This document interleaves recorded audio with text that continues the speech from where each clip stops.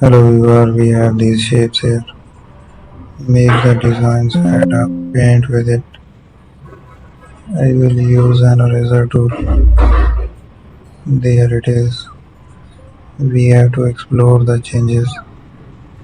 Take that designs using that structure here.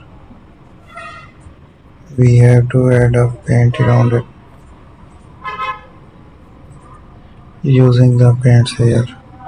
It's the pattern stamp we will use to make the new designs have some structure there. I will take that designs, make the changes. It's the shape as well.